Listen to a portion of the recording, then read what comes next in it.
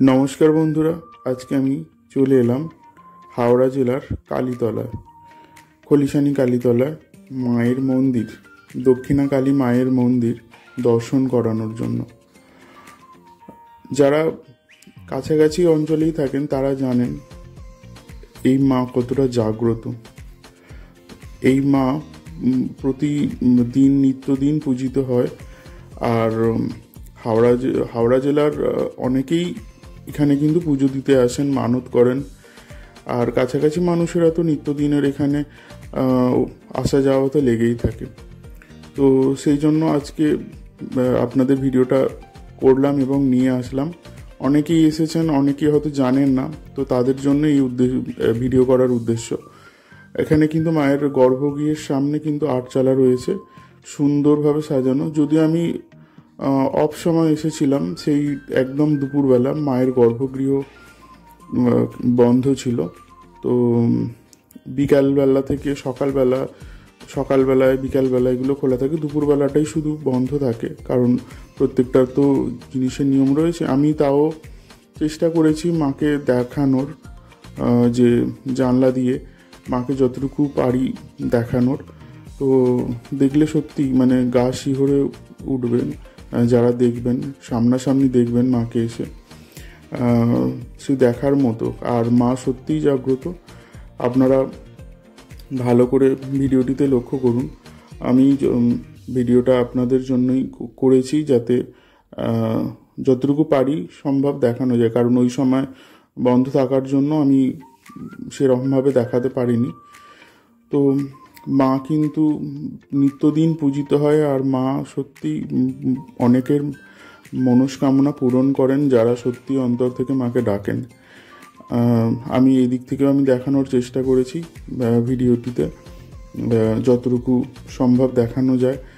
আর আপনাদের প্রত্যেকেই দেখা মাত্রই একবার অন্তত প্রণাম করবেন অবশ্যই, কারণ সামনে থেকে হয়তো অনেকেই আসার সুযোগ পাবেন না। আর যদি কখনো এসে থাকেন, অবশ্যই হাওড়া জেলার যে জাতীয় সড়ক রয়েছে, সেই জাতীয় সড়কের সামনেই, খুব একটা দূরে না, এখানে কিন্তু খলিশানি কালীতলার দক্ষিণা কালী মায়ের মন্দির বললেই কিন্তু এক ডাকে কিন্তু সবাই দেখিয়ে দিতে পারবে। আর খুব বেশি সময়ও লাগে না, আপনারা যে কোনো জায়গা থেকেই আসতে পারেন। আমি মায়ের গর্ভগৃহ থেকে বেরিয়ে পাশেই যে শিব মন্দির রয়েছেন, শিব মন্দিরে আমি উঠলাম। সেটাও বন্ধ, কারণ ওই সময় বন্ধ ছিল। আর এলাকাটা অনেকটাই বড়, চারিদিকে সুন্দর করে ঘেরা, সুন্দরভাবে সাজানো। আর সকালের পরিবেশ তো আলাদা হবেই, আর বিকালের পরিবেশটা খুবই সুন্দর। সামনে দিয়ে আপনাদের যে সমস্ত গাড়ি যাতায়াত করছে, আমি এখানেও কিন্তু মহাদেবকে দেখানোর চেষ্টা করেছি যতটুকু পারা যায় জানলা দিয়ে। তো ভগবান মহাদেবও কিন্তু সেই রকমভাবেই এখানে কিন্তু জাগ্রত, আর নিত্যদিন পুজো এখানে দেওয়া হয়ে থাকে। সেই সময় পুরোটাই ফাঁকা ছিল, যে সময় অন্য সময় যেরকম ভিড় থাকে। এনারাও কিন্তু মাকে দর্শন করবে বলেই এসেছেন। তো যেহেতু বন্ধ, সেই জন্য প্রণাম করে চলে গেল। তো যাই হোক, আপনাদের কিন্তু অবশ্যই আসবেন কখনো, কারণ এটা কিন্তু হাওড়া জেলার পরিচিত। বাউরিয়া স্টেশনে যদি বলি, তাহলে বাউরিয়া স্টেশন থেকে কিন্তু খুব বেশিক্ষণ সময় লাগবে না।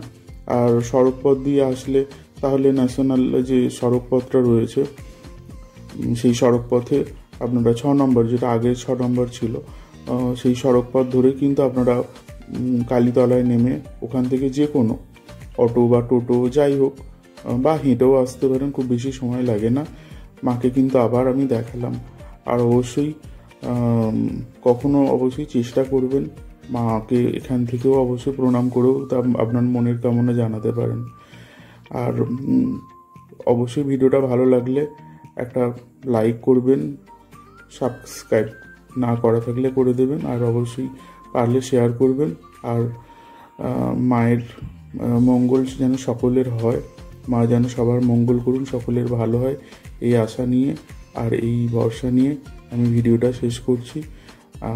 অবশ্যই ভালো থাকবেন আর সকলকে ভালো রাখবেন। নমস্কার।